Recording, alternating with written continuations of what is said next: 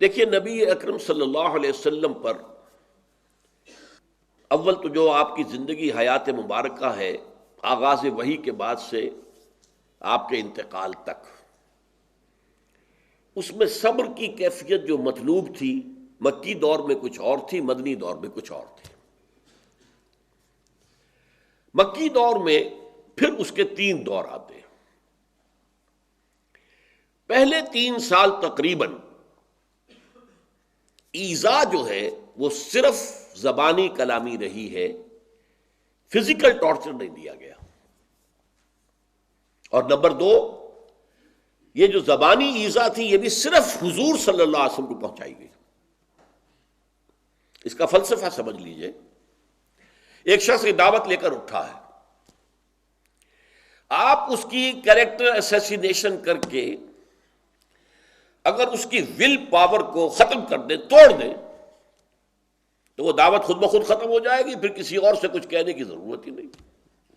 یہ ایسے ہی درخت کی جڑ کاٹ دی گئی، اب باقی آپ تنے کے اوپر کلہاڑے مارنے کی کوئی ضرورت ہی نہیں، ہو تو خود ہی گر جائے گا اور خود جو ہے ایندھن بن جائے گا تھوڑے عرصے کے بعد۔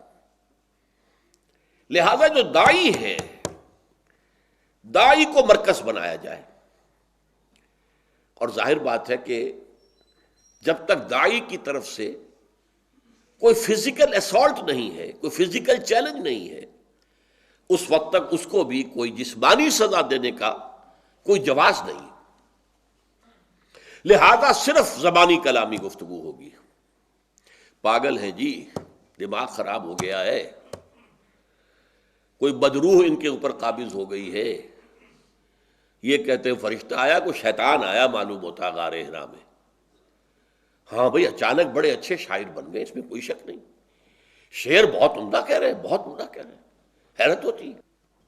ہاں، کسی جن نے ان کو سکھایا، معلم مجنون، سکھایا پڑھایا گیا ہے یہ جنوں کے ذریعے سے، ورنہ اتنی اچھی پوئٹری، اتنا اچھا خطابت کہاں سے آ گئی محمد کے پاس؟ نہ یہ پڑھے لکھے تھے، نہ خطیب تھے، نہ شاعر تھے۔ کسی نے کہا ساحر ہیں، اصل میں یہ سحر سیکھ لیا ہے کہیں سے انہوں نے۔ کسی نے کہا مسحور ہیں، کسی کا جادو ان کے اوپر ہو گیا ہے، یہ بیچارے بے بس ہیں، یہ تو کسی جادوگر کے زیر اثر آ کر رہے ہیں جو کچھ کر رہے ہیں۔ چنانچہ یہ بات ہمدردی میں بھی کہی گئی۔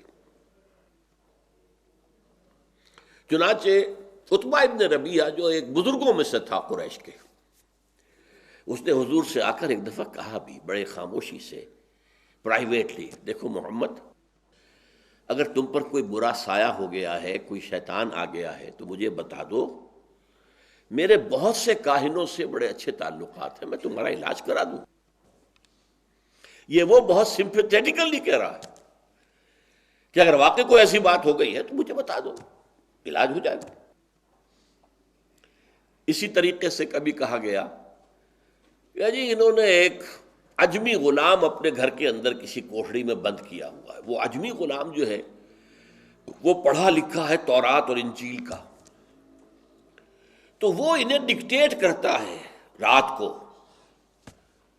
اکتتبہا فہی تملی علیہ بکرۃ واصیلا، انہوں نے لکھ لی ہے ان سے سن کر باتیں، اور وہ انہیں صبح و شام جو ہے وہ املا کرتا ہے، ڈکٹیٹ کرتا ہے، وہ آ کر بتا رہے ہیں۔ یہ ساری باتیں کیا تھیں؟ Verbal torture. کوئی مارا نہیں، کوئی پتھراؤ نہیں کیا، اور کسی اور سے کچھ نہیں کہا کہ اگر ہماری اس استہزاء سے، جسے آپ کہتے ہیں چٹکیوں میں اڑا دینا، چٹکیوں میں اڑا دیں گے ان کو، اگر ان کی کیریکٹر ایسوسیشن ہو جائے اور یہ پریشان ہو کر چھوڑ چھاڑ کر بیٹھ جائیں، دفع ہوں یہ لوگ جو یہ کہہ رہے ہیں، اور اپنا یہ مشن چھوڑ دیں، تو بس فَهُوَ الْمَطْلُوبُ، ہمیں یہی تو چاہیے نا کہ محمد اس کام کو چھوڑ کر بیٹھ جائے۔ تو اگر گڑ دے کر مارا جا سکتا ہو، اگر صرف وربل پرسیکیوشن جو ہے، وربل ایذا سے اگر انہیں چپ کیا جا سکے، تو ہمیں مارنا کائے کو ہے، پیٹنا کائے کو ہے؟